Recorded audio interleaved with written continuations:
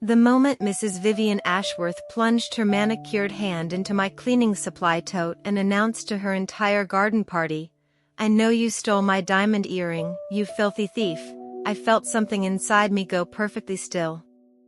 Not panicked. Not afraid. Just still, like the air before a thunderstorm. She held up my worn canvas bag as if it were evidence at a trial, shaking it in front of 50 of Connecticut's wealthiest socialites. The September sun beat down on the perfectly manicured lawn of the Ashworth estate in Greenwich, and I could feel every pair of eyes burning into me. Some looked shocked. Others looked satisfied, as if they'd always suspected the help was stealing from them. "I trusted you in my home," Vivian continued, her voice rising to that particular pitch wealthy white women reserve for moments when they want everyone within earshot to witness their righteous indignation. 5 years, Maria.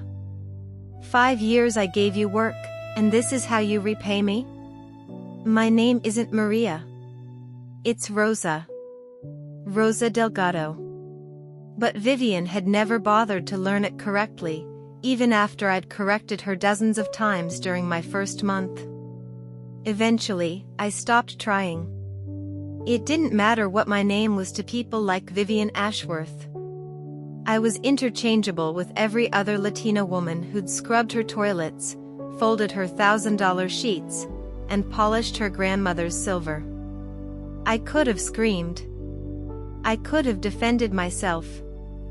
I could have emptied that tote bag right there on her precious Kentucky bluegrass and shown everyone that there was nothing inside except cleaning supplies, a spare pair of rubber gloves, and the turkey sandwich I'd brought for lunch. But I didn't. Instead, I met Vivian's ice blue eyes and said quietly, "I didn't take your earring, Mrs. Ashworth. Don't lie to me." She threw my bag at my feet. Bottles of cleaner rolled across the grass. "I want you off my property. Now. And don't expect any reference letter from me. I'll make sure everyone at the country club knows exactly what kind of person you are." The crowd murmured. Someone gasped.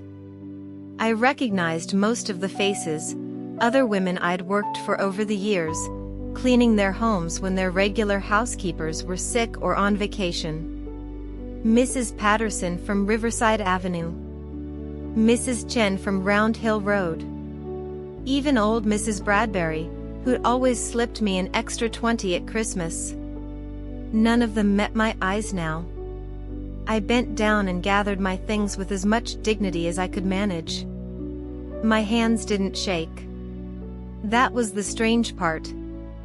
5 years of humiliation, of being talked over and looked through, of being invisible unless something needed cleaning or someone needed blaming, and in that moment, I felt nothing but a cold, clear calm. Because Vivian Ashworth had no idea what I'd found that morning in her husband's study. Let me back up. Let me tell you how a woman becomes invisible. I came to Connecticut from El Salvador when I was 19.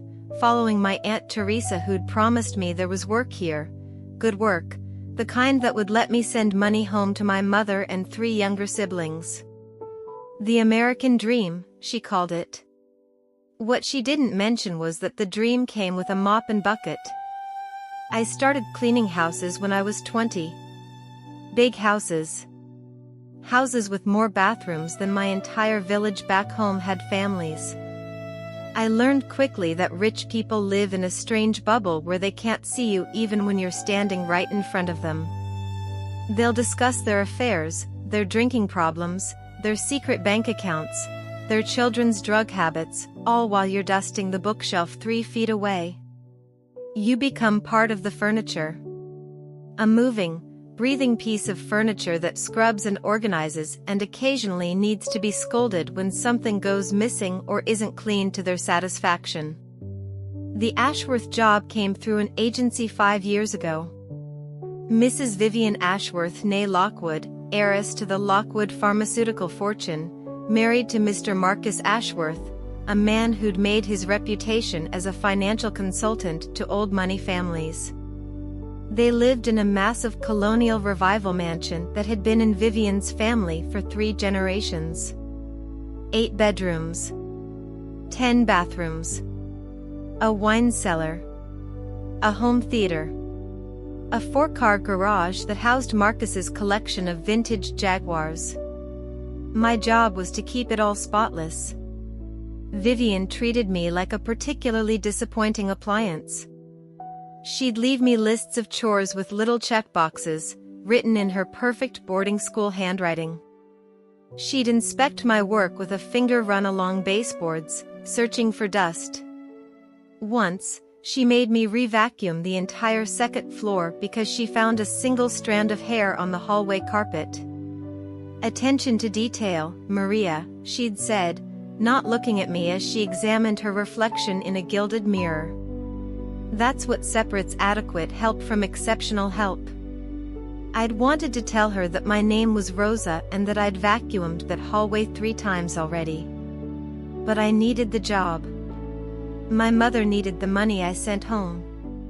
My youngest sister, Claudia, was in university now, the first person in our family to go, and her tuition wasn't going to pay itself. So I bit my tongue. I nodded. I vacuumed the hallway a 4th time. Marcus Ashworth was different from his wife, but not in a good way. Vivian was cold and imperious. Marcus was smooth and charming and made sure you knew he was being smooth and charming to you, as if he expected gratitude for treating you like a human being. He'd thank me in Spanish, badly pronounced, memorized phrases that always sounded like he was reading from a tourist phrasebook. Gracias, Rosa. Muy bien. Excellent trabajo. The first few times, I'd smiled and thanked him back. Then I noticed how his eyes would linger just a little too long. How he'd position himself in doorways so I'd have to squeeze past him. How his compliments about my work would sometimes veer into comments about my appearance. "You're looking lovely today, Rosa. That color really suits you. Your husband is a lucky man."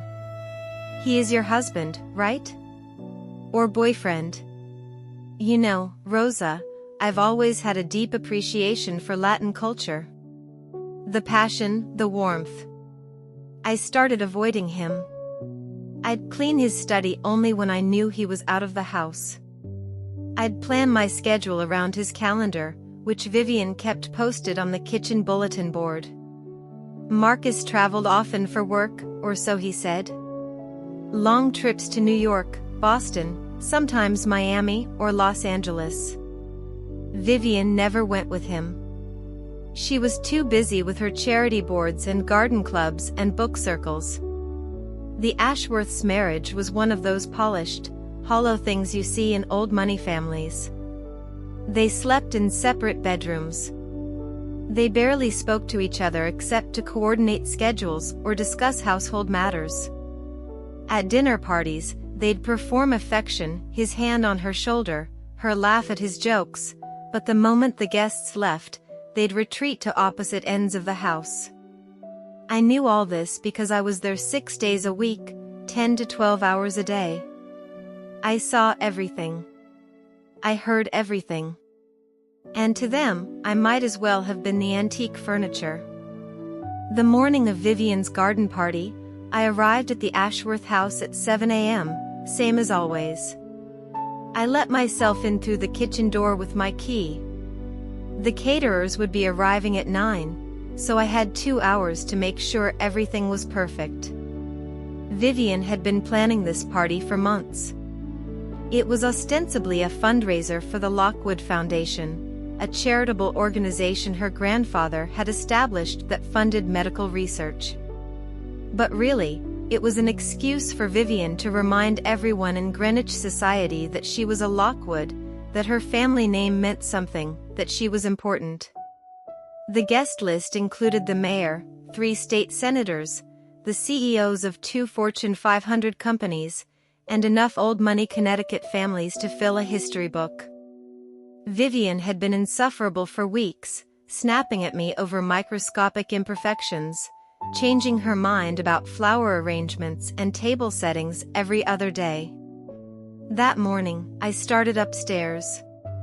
I freshened the guest bathrooms, made sure there were clean hand towels and expensive soap in every one. I dusted the family portraits in the hallway, generations of stern-faced Lockwoods staring down at me with judgment in their painted eyes. I vacuumed. I polished. I made invisible. Around 8:30, I headed to Marcus's study to empty his wastebasket. He was already gone, an early tea time at the country club, according to the calendar. The study door was ajar. Marcus's study was off-limits to Vivian, he'd made that clear to her years ago. My private space, he'd called it. He kept it locked when he wasn't home. But that morning, he must have forgotten. Or maybe he'd left in such a hurry that he hadn't thought about it. I pushed the door open and stepped inside. The room smelled like leather and cigars and expensive cologne. Dark wood paneling. Floor-to-ceiling bookshelves filled with books that had probably never been read. A massive mahogany desk positioned in front of French doors that looked out over the east garden. I noticed the wastebasket immediately. It was overflowing, unusual for Marcus, who was normally meticulous about having me empty it regularly. I pulled out the bag and was about to tie it off when I saw the yellow envelope. It had been torn in half, then crumpled up, then, this is what caught my attention, smoothed out again, as if someone had changed their mind about throwing it away but then discarded it anyway. I should have just tossed it in the bag. I should have minded my own business. That's what good housekeepers do. You see things, you hear things, but you never acknowledge that you've seen or heard anything. But something made me reach in and pull it out. I smoothed the papers flat on the edge of the desk. It took me a moment to understand what I was looking at. Account statements. Wire transfer records. A handwritten note clipped to the top page. The accounts were offshore. Cayman Islands, according to the bank headers. Millions of dollars, moved in increments over the past 2 years. The source of the funds, the Lockwood Foundation. Vivian's foundation. Her family's legacy. My hands started to shake as I read the handwritten note. Marcus's handwriting. I recognized it from the grocery lists and reminder notes he'd leave around the house. Forging V's signature easier than expected. Move remaining funds by October 15th, before divorce filing. New accounts ready in Grand Cayman. She'll never see it coming. I read it 3 times, making sure I understood. Marcus Ashworth wasn't just stealing from his wife. He was systematically looting her family's charitable foundation, money meant for cancer research and children's hospitals, and preparing to divorce her once he'd moved everything offshore where she couldn't touch it. And Vivian, for all her coldness and cruelty and casual racism, had no idea she was sleeping next to a thief. I stood there in that study, holding that crumpled note, and I thought about all the times Vivian had made me feel small. All the times she'd spoken to me like I was stupid. All the times she'd threatened to fire me over nothing, knowing I needed the job, knowing I had no power to push back. I thought about the earring. Vivian had lost a diamond earring 2 days ago. A family heirloom, she'd said. Worth $30,000, she'd said. She'd turned the entire house upside down looking for it, and when she couldn't find it, she'd started dropping hints that maybe someone had taken it. Maybe someone who had access to the house. Maybe someone who couldn't be trusted. I knew she meant me. I'd seen the way she looked at me when she talked about the missing earring. The suspicion in her eyes. I looked down at the papers in my hand. Then I folded them carefully, smoothed them flat, and slipped them into the pocket of my work jeans. 3 hours later, I was standing on Vivian Ashworth's perfect lawn, being accused of theft in front of 50 witnesses, and I didn't say a word in my defense. I picked up my cleaning supplies. I shouldered my bag. I walked toward the service gate at the side of the house, keeping my spine straight and my eyes forward. Behind me, I heard Vivian say something cutting to her guests about the help these days and you just can't trust anyone anymore. Someone laughed. The party resumed. The string quartet started playing again. I walked 3 blocks before I let myself stop. I sat down on a bus bench and pulled out my phone with shaking hands. Not to call anyone. Not yet. First, I took out the papers from my pocket. I photographed every page. The account statements. The wire transfer records. The handwritten note with Marcus Ashworth's clear confession to fraud and forgery. Then I carefully folded the originals and tucked them back into my pocket. I had no plan yet. No idea what I was going to do with this information. All I knew was that Vivian Ashworth had just publicly humiliated and fired me for a crime I didn't commit, while her husband was committing an actual crime, a massive one, right under her nose. And for the first time in 5 years, I wasn't invisible anymore. I was dangerous. I didn't go home right away. Instead, I took the bus to the Riverside Avenue Public Library, a place I discovered during my first year in Connecticut.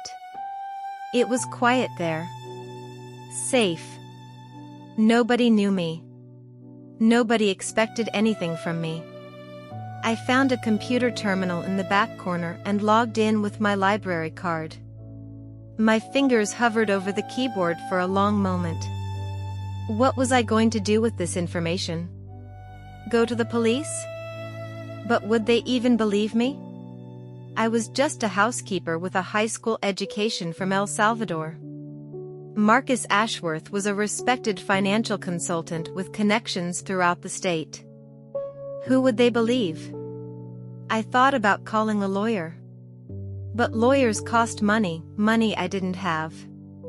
I'd been paid weekly by the Ashworths, and I'd sent most of it home. My savings account had maybe $800 in it. Nowhere near enough to take on someone like Marcus Ashworth in court. No. If I was going to do this, I needed to be smart.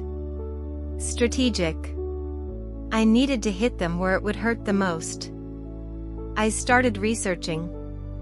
First, I looked up the Lockwood Foundation. It was bigger than I'd realized, a $70 million endowment established by Vivian's grandfather in 1952.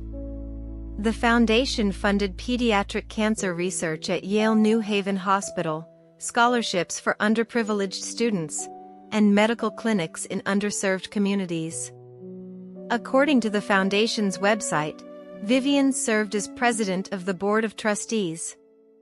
There were photos of her at ribbon-cutting ceremonies, presenting oversized checks to grateful recipients, posing with children at the hospital.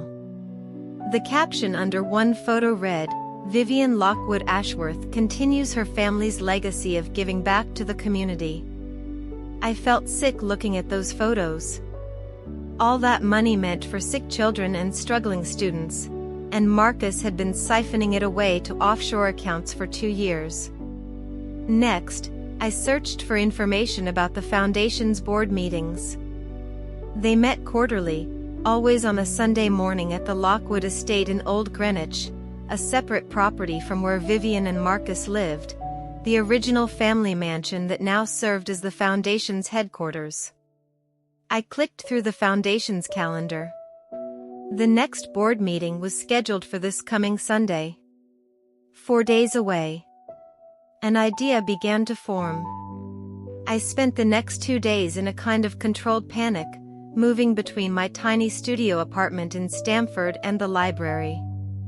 I printed copies of the documents. I researched Connecticut's laws on embezzlement and charity fraud.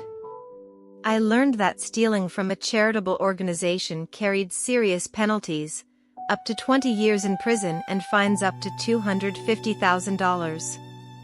I also learned that whistleblowers in financial fraud cases could sometimes receive protection and even compensation if their information led to successful prosecution.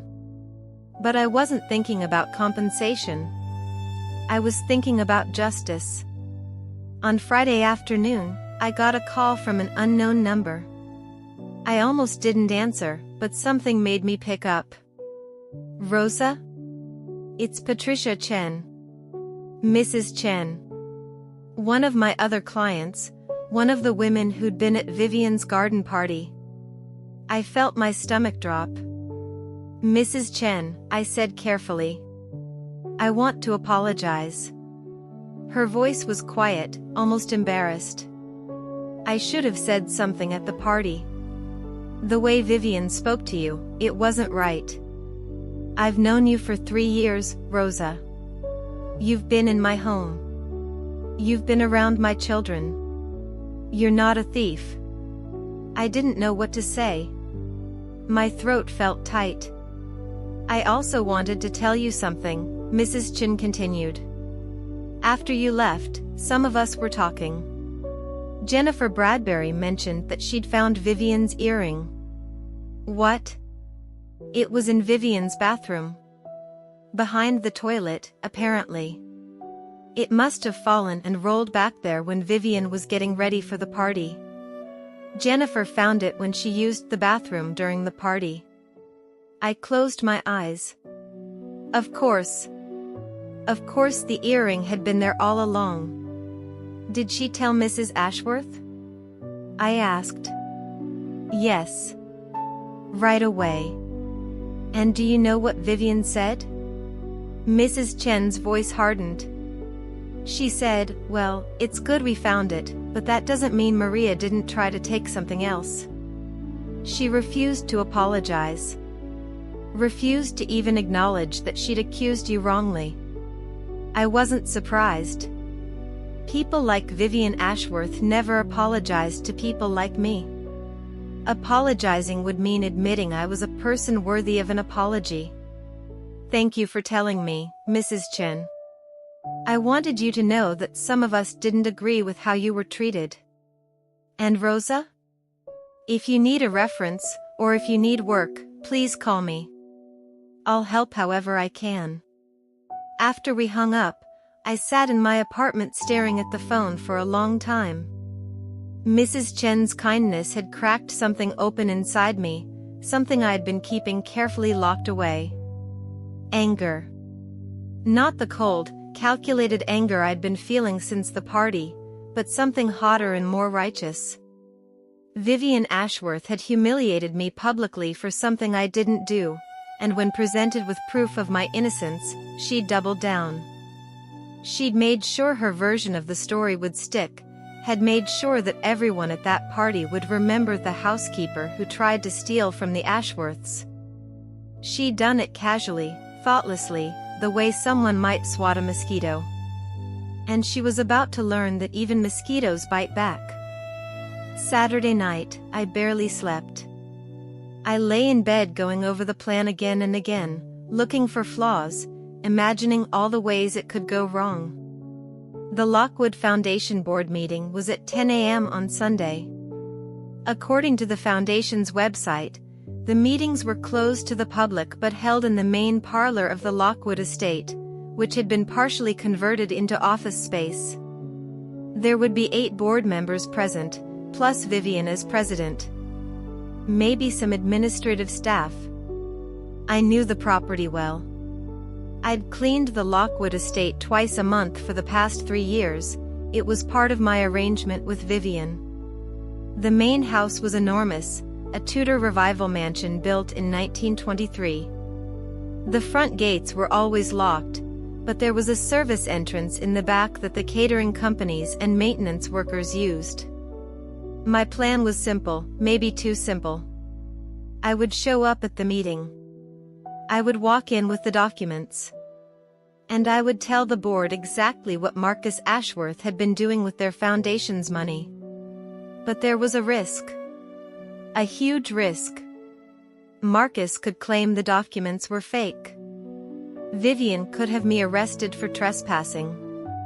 The board might not believe me, might choose not to believe me, because believing me would mean admitting they'd failed in their oversight. I thought about calling Mrs. Chin, asking her to come with me as a witness. But I didn't want to drag her into this. She'd been kind to me, and I didn't want her kindness to cost her a place in Greenwich society. No. I had to do this alone. Sunday morning, I woke up at 6. I showered and dressed carefully, not in my usual work clothes, but in the one nice outfit I owned. A simple navy dress I'd bought at Goodwill for my cousin's wedding. Black flats. My grandmother's small gold cross on a chain around my neck. I wanted to look respectable. Serious. Like someone who deserved to be listened to. I put the documents in a manila folder and slipped them into my purse. I checked my appearance one more time in the mirror. My hands were shaking, but my face looked calm. "You can do this," I whispered to my reflection. "You have to do this." The bus ride to Old Greenwich took 40 minutes. I got off 3 blocks from the Lockwood estate and walked the rest of the way, my heels clicking on the sidewalk. It was a beautiful September morning, cool and crisp, the kind of morning that made you grateful to be alive. The Lockwood estate sat on 5 acres of manicured grounds. The main house was set back from the road, barely visible behind ancient oak trees and high hedges. I walked past the front gates, wrought iron topped with the Lockwood family crest, and continued around to the service entrance in the back. The gate was unlocked. It always was during business hours, left open for deliveries and maintenance crews. I slipped through and followed the gravel path that led to the back of the house. I could see cars parked in the circular driveway, expensive cars, the kind that cost more than I'd make in 5 years. Mercedes. BMW. A Bentley. The board members were here. My heart was pounding so hard I could feel it in my throat. I almost turned around. Almost convinced myself that this was crazy, that I should just take the documents to the police and let them handle it. But then I remembered Vivian's face at the garden party. The contempt in her eyes. The casual cruelty in her voice. "I know you stole my diamond earring, you filthy thief." I walked up the back steps and tried the door. Locked. Of course. I rang the service bell. A young woman in business casual attire opened the door, probably an administrative assistant from the foundation office. She looked at me with polite confusion. "Can I help you?" "My name is Rosa Delgado," I said, keeping my voice steady. "I need to speak with the Board of Trustees. It's about Marcus Ashworth and the foundation's finances. It's urgent." The young woman's eyes widened slightly. "I'm sorry, but the board meeting is in session. It's closed too. I have documents proving that Marcus Ashworth has been embezzling millions of dollars from the foundation." I said it loudly enough that anyone nearby would hear. Documents showing wire transfers to offshore accounts. Documents with his handwritten confession. If the board doesn't want to see them, I'll take them to the New Haven Register and let them run the story instead. The assistant's mouth opened and closed. She looked terrified. I need to get Mr. Pemberton. Please wait here." She disappeared into the house. I stood on the back step, my purse clutched against my chest, trying to breathe normally. 2 minutes later, an older gentleman appeared. I recognized him from the foundation's website, Harrison Pemberton, vice president of the board, a retired judge in his 70s. "Miss Delgado?" His voice was cautious but not unkind. "Sarah says you have information about Marcus Ashworth?" Yes, sir. I worked as a housekeeper for Mr. and Mrs. Ashworth for 5 years. I found documents in Mr. Ashworth's study showing that he's been stealing from the Lockwood Foundation. I have proof. Judge Pemberton studied me for a long moment. I couldn't read his expression. That's quite an accusation, he said finally. Yes, sir. And I have proof. I opened my purse and pulled out the folder. Wire transfer records. Account statements. A handwritten note where he talks about forging Mrs. Ashworth's signature and moving the money before filing for divorce. I handed him the folder. He opened it and began reading. I watched his face change, confusion, then shock, then something harder. Anger. Where did you get these? Mr. Ashworth's wastebasket. I found them while cleaning his study on the morning of Mrs. Ashworth's garden party. That was 5 days ago. And you're certain these are genuine? That's his handwriting on the note. You can compare it to any document he signed for the foundation. The account numbers and bank headers should be verifiable. Judge Pemberton looked at me again, really looked at me this time. Why didn't you take this to the police? Because I'm a housekeeper, sir. An immigrant housekeeper who was accused of theft and fired by Mrs. Ashworth 5 days ago. Who would the police believe, me or Marcus Ashworth? Something flickered in his eyes. Understanding, maybe. Or shame. Wait here, he said. He disappeared back into the house, taking the documents with him. The assistant gave me an uncomfortable look and shut the door. I stood there on the back step, alone, listening to the birds singing in the oak trees and wondering if I'd just made the biggest mistake of my life. 10 minutes passed. 15. 20. I was starting to think they'd called the police, that I'd be arrested for trespassing or harassment or making false accusations. I was planning my escape route when the door opened again. This time it was Vivian. She looked different than she had at the garden party. Smaller somehow. Her face was pale, her lipstick slightly smudged. Her hands shook as she gripped the door frame. You, she said, her voice barely above a whisper. You did this. I didn't do anything, Mrs. Ashworth. I just found the documents. Your husband did this. This is a lie. Marcus would never. The board is looking at the evidence right now, I interrupted. They're calling the bank. They're going to verify everything. Vivian's face crumpled. For a moment, I actually felt sorry for her. Then I remembered the garden party. The false accusation. The public humiliation. The refusal to apologize even when the earring was found. Why are you doing this? Vivian asked. Is it because I fired you? Is this revenge? I'm doing this because your husband is a thief, I said quietly. He's been stealing money meant for cancer research and children's hospitals. Money your grandfather set aside to help people. That's why I'm doing this. But why bring it to the board? Why not just go to the police?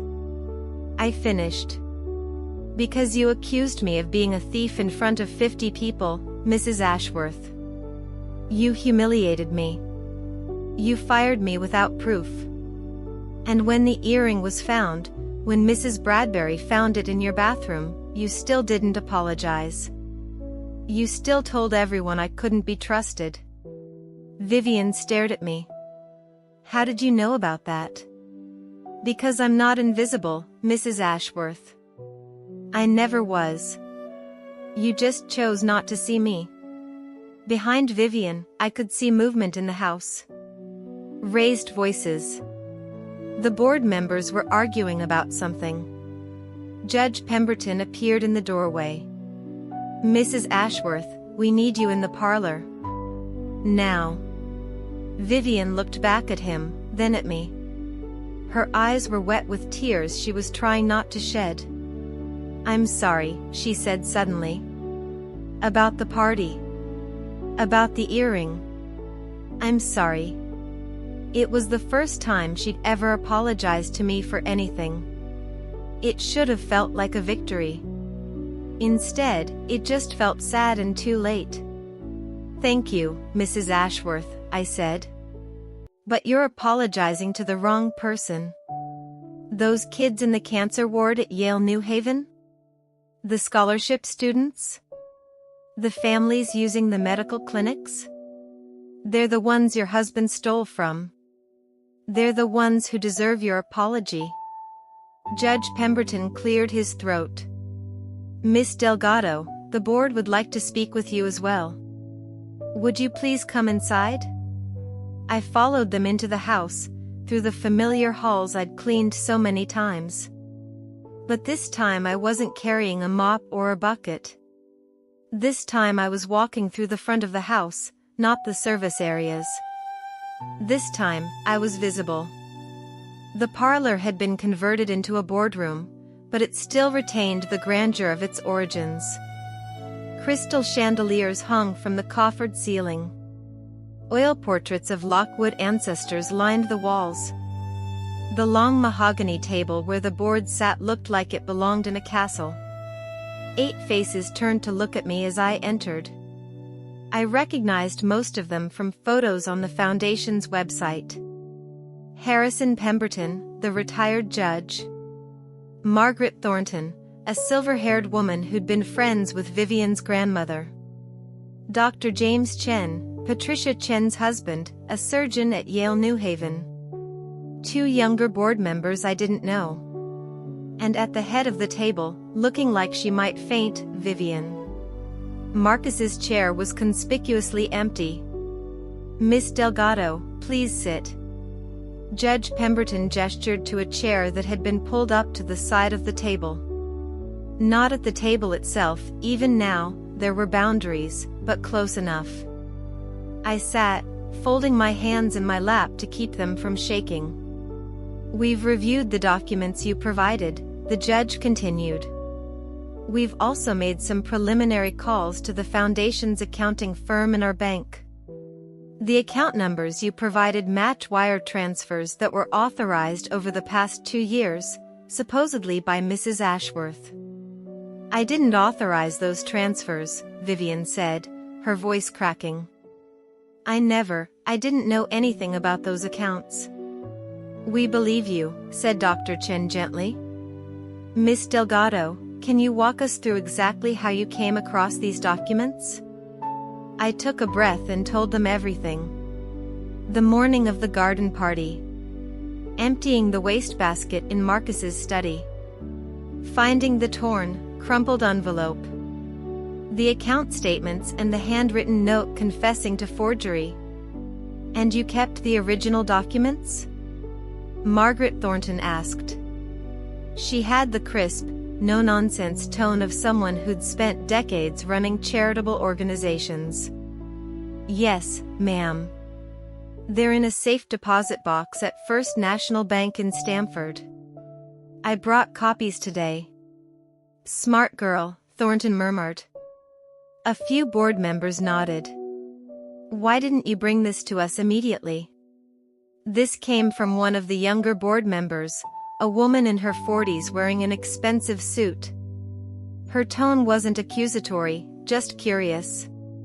Because 5 years of working in houses like this taught me that nobody listens to the housekeeper, I said quietly. I knew I'd only get one chance to tell this story. I had to make sure I did it right.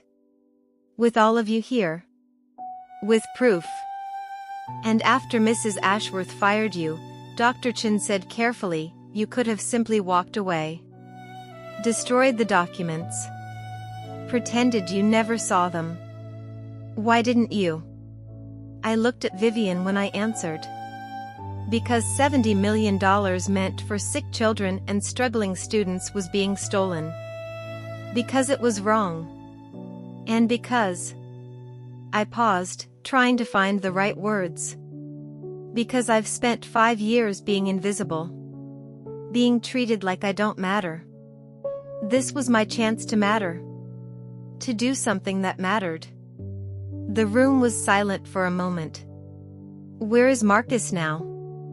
I asked. Judge Pemberton and Vivian exchanged a glance. We don't know, Vivian said quietly. I called him when the board showed me your documents.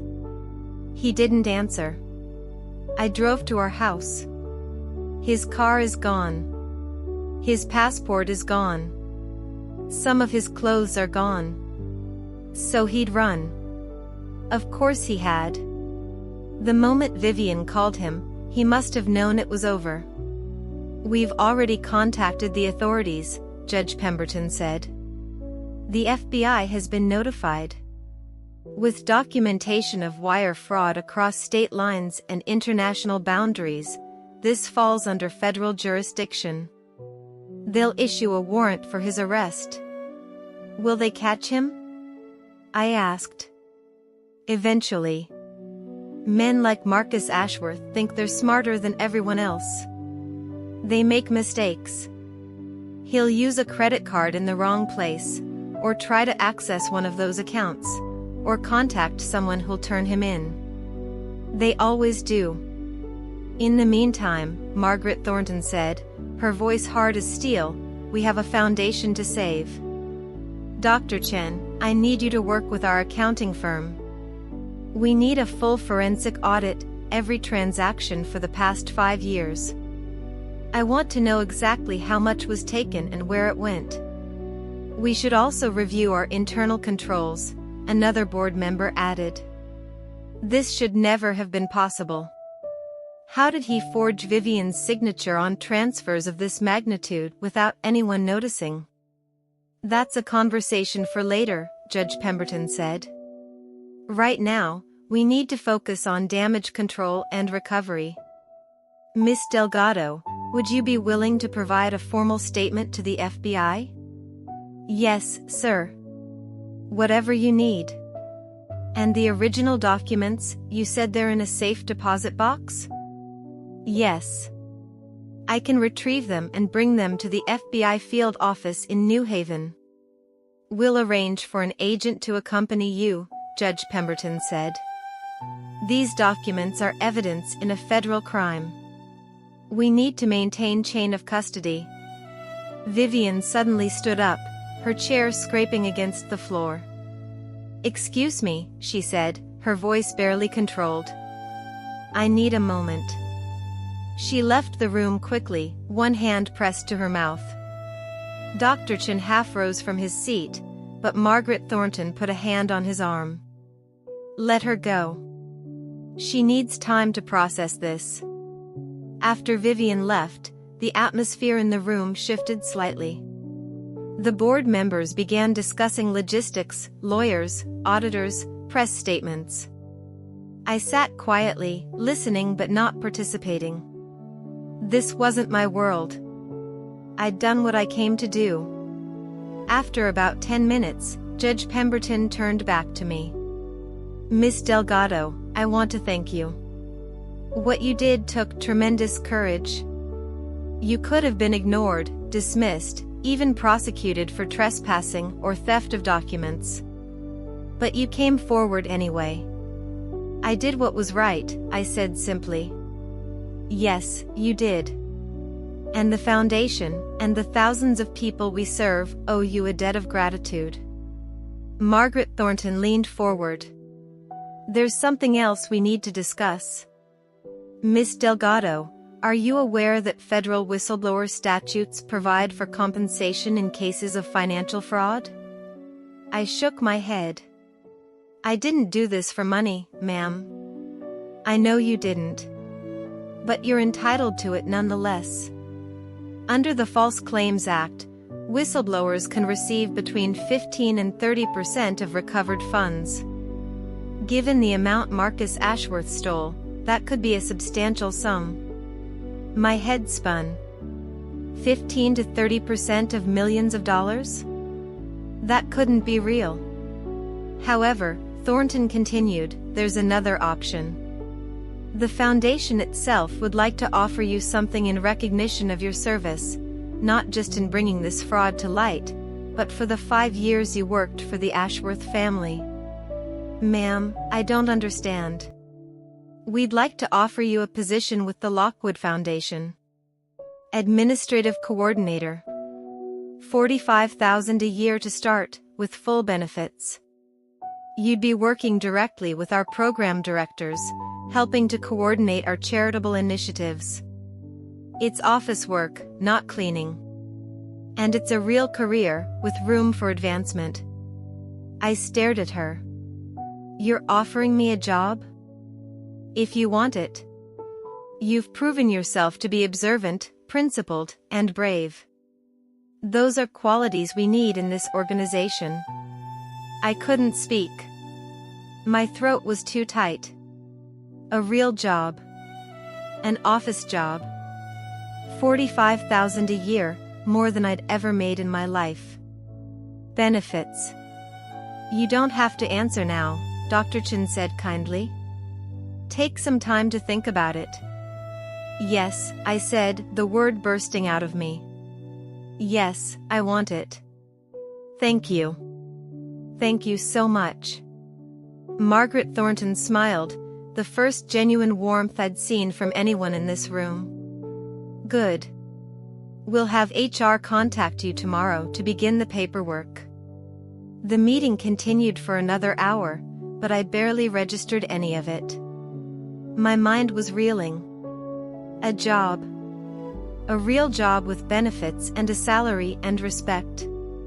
A chance to do work that mattered, to help the same people Marcus Ashworth had tried to steal from. When the meeting finally adjourned, Judge Pemberton walked me out to the back entrance where I'd come in. We stood on the steps in the sunshine. The FBI will contact you within the next day or two, he said. Agent Morrison will be your point of contact. He's good people, he'll treat you with respect. Thank you, sir. No, Miss Delgado. Thank you. He paused. Can I ask you something? Off the record? Of course. When you found those documents, weren't you tempted to just throw them away? To pretend you'd never seen them? It would have been easier. Safer. I thought about that. Maybe for a minute. But I kept thinking about this little girl I used to see at Yale New Haven when I'd visit my aunt. She worked in the cafeteria there. This little girl, maybe 6 years old, bald from chemo, playing with dolls in the children's ward. And I thought about how the foundation helps fund that ward. And I thought about Marcus Ashworth stealing money that could have gone to help her. And I couldn't let that go. I couldn't be the person who knew and did nothing. Judge Pemberton's eyes were damp. Your aunt would be proud of you. She died last year. Cancer, actually. I'm so sorry. Thank you. She always told me to stand up for what's right, even when it's hard. Especially when it's hard. He squeezed my shoulder gently. The world needs more people like you, Miss Delgado. I was halfway down the gravel path when I heard footsteps behind me. Rosa. Wait. It was Vivian. She'd clearly been crying, her mascara was smudged, her eyes red and puffy. She looked nothing like the imperious society woman who'd accused me of theft less than a week ago. I stopped and turned to face her. I owe you an apology, she said. A real one. Not the one I gave you earlier, that was just shock talking. You deserve better. I waited, saying nothing. For 5 years, I treated you terribly. Like you were invisible. Like you didn't matter. I never learned your name properly. I criticized your work constantly. I underpaid you. And then I accused you of theft in front of 50 people with absolutely no evidence. Her voice broke. You saved my family's foundation. You saved my family's legacy. And I repaid you by humiliating you. Yes, I said quietly. You did. I don't expect you to forgive me. I just wanted you to know that I see it now. I see how wrong I was. How cruel I was. And I'm sorry. Truly, deeply sorry. I looked at her for a long moment. Part of me wanted to stay angry, to nurse that righteous fury I'd been carrying. But standing there in the sunshine, looking at this broken woman who'd lost her husband and nearly lost her family's legacy in the span of a single morning, I found I couldn't hold on to it. I forgive you, Mrs. Ashworth, I said. Not because you deserve it, necessarily. But because I don't want to carry anger around anymore. It's too heavy. Vivian nodded, tears streaming down her face. Thank you. And Rosa? Your name is Rosa. I'm sorry it took me 5 years to learn it. It's okay. You know it now.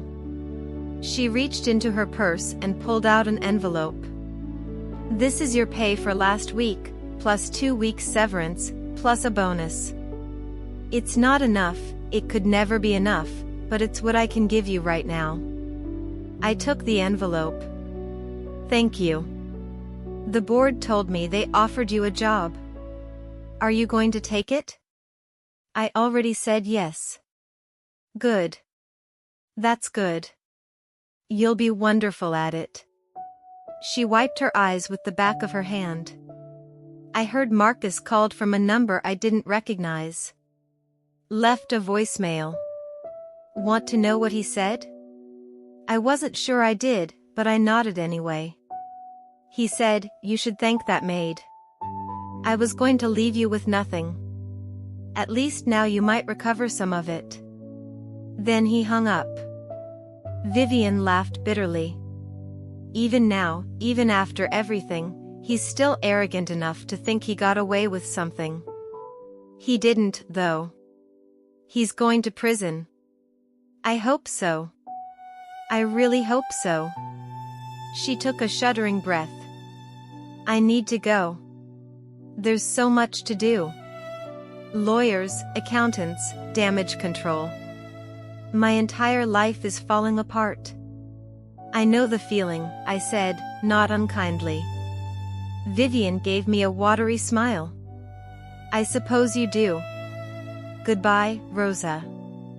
And thank you. For everything. Goodbye, Mrs. Ashworth. I watched her walk back to the house, her shoulders slumped under the weight of everything she'd lost and everything she'd have to face. I didn't feel triumphant. I didn't feel vindicated. I just felt tired and ready to go home. 3 months later, I sat in a conference room at the Lockwood Foundation's offices, helping to coordinate a new scholarship program for first-generation college students. The FBI had arrested Marcus Ashworth in Miami, trying to board a flight to the Cayman Islands. He was being held without bail, facing multiple federal charges. The foundation had recovered most of the stolen money. Marcus hadn't had time to move it all before he ran. The board had implemented new oversight procedures. And I had a desk, business cards, and a nameplate that said Rosa Delgado, Administrative Coordinator.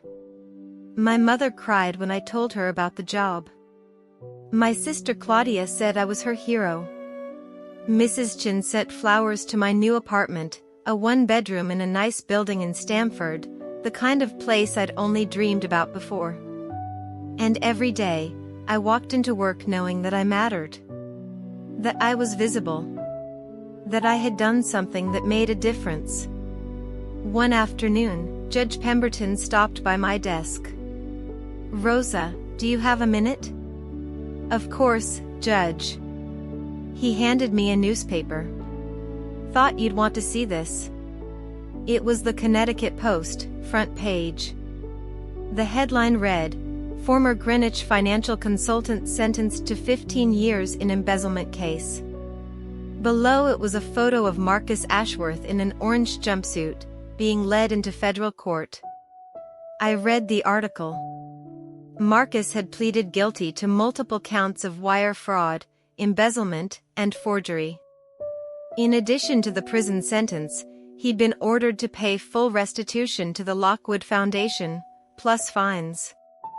He'd lost everything: his reputation, his freedom, his marriage. Vivian had filed for divorce 2 days after his arrest. "How do you feel?" Judge Pemberton asked. I thought about it. Sad, I think. Not for him, he made his choices. But sad that it had to happen at all. Sad that so many people were hurt. But not regretful? About coming forward? No. Never that. I'd do it again in a heartbeat. He smiled. I thought you'd say that. I have something else for you. He handed me another envelope. Inside was a check. A very large check. What is this? Your whistleblower compensation. The FBI determined that you were instrumental in recovering stolen federal money. Charitable funds are protected under federal law. This is your percentage of the recovery, as mandated by statute. I looked at the number on the check and felt dizzy. $250,000. This can't be right. It is. It's yours. You earned it. I stared at the check, thinking about everything it represented. My mother's medical bills, paid in full. Claudia's tuition, no more struggling. Maybe even enough left over to go to school myself, to get a degree. I don't know what to say. You don't have to say anything. Just live a good life, Rosa. That's all any of us can do. That evening, I sat in my new apartment, looking out the window at the lights of Stamford. I thought about the girl I'd been when I first came to Connecticut, 19, scared, dreaming of a better life. I thought about all the houses I'd cleaned, all the times I'd been invisible, all the small humiliations I'd endured because I needed the work. And I thought about how a single moment of courage, choosing to speak up instead of staying silent, had changed everything. My phone buzzed. A text from Patricia Chen, dinner next week? My treat. Want to hear all about your new job? I smiled and typed back, I'd love that. Thank you. Another text came through, this one from a number I didn't recognize. Miss Delgado, this is Agent Morrison with the FBI. Marcus Ashworth has agreed to cooperate with our investigation. He's providing information about other families he may have defrauded. Your testimony was crucial in getting him to cooperate. Thank you for your service. I set the phone down and closed my eyes. In my mind, I could see that little girl at Yale New Haven, the one with no hair, playing with her dolls. I could see the scholarship students whose education would continue because the foundation's money had been recovered. I could see all the people who would be helped because someone had finally noticed what was being stolen from them. Because I had noticed. Because I had refused to stay invisible. The next morning, I woke up early and got ready for work. I put on one of the new professional outfits I'd bought with my first paycheck, navy pants and a cream-colored blouse. I fixed my hair and put on my grandmother's gold cross. Before I left, I paused at the mirror by my front door. The woman looking back at me was different from the one who'd stood on Vivian Ashworth's lawn 3 months ago. Stronger. Prouder. Visible. Good morning, Rosa, I said to my reflection. And I walked out the door to start my day, ready to matter. The new community clinic opened on a Saturday in March, funded by the Lockwood Foundation's renewed commitment to underserved populations. I stood with the rest of the foundation staff, watching families stream in for the grand opening. Vivian was there too. We developed an odd sort of friendship over the past months, not close, exactly, but built on mutual respect and shared purpose. She'd thrown herself into the foundation's work, determined to rebuild what Marcus had nearly destroyed. "Thank you for being here," she said quietly as we watched the ribbon-cutting ceremony. "I wouldn't miss it," I replied. "You know, I've been thinking about what you said to me that day. About the cancer patients and the scholarship students being the ones who deserved my apology. I remember. I've been volunteering at Yale New Haven. In the pediatric cancer ward. 2 afternoons a week." She smiled, but her eyes were sad. "There's a little girl there. Sophia. 6 years old. She has the same kind of cancer that killed her father when she was 3. Her mother works 2 jobs just to make ends meet. That's heartbreaking." "Yes. But the foundation is covering her treatment costs. All of them. And when she gets better, because she will get better, there will be a scholarship waiting for her when she's ready for college. Because of the money you recovered." "Because you recovered it," Vivian corrected gently. "I was too blind to see what was happening in my own house." "You saw. You acted. Sophia gets to live because of you." I felt tears prick my eyes. "That's not fair to yourself." "Maybe not. But it's true." She squeezed my hand. "Thank you, Rosa. For everything." As the ceremony ended and people began touring the new clinic, I felt my phone buzz. A text from my sister, "Got my acceptance letter. Full scholarship to UConn." They mentioned the Lockwood Foundation specifically. "Rosa, I'm going to be a teacher." I laughed and cried at the same time. Judge Pemberton, standing nearby, gave me a concerned look. "Good news?" he asked. "The best news," I said, showing him the text. "My sister got a full scholarship. To college. Because of the foundation." He beamed. "Well, that seems fitting, doesn't it? The circle completing itself." "It really does." As we walked back to the foundation's van, I looked back at the clinic one more time.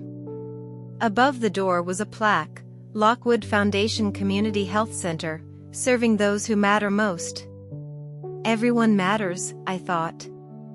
Even the people others don't see. Especially the people others don't see. Because I'd learned something important in that moment when I stood on Vivian Ashworth's lawn, humiliated and accused. You don't become visible by making yourself smaller. You become visible by standing up, speaking truth, and refusing to accept that anyone has the right to make you invisible in the first place. I climbed into the van with my colleagues, heading back to the office where I had work to do, programs to coordinate, and people to help. I was Rosa Delgado. I was visible. And I mattered.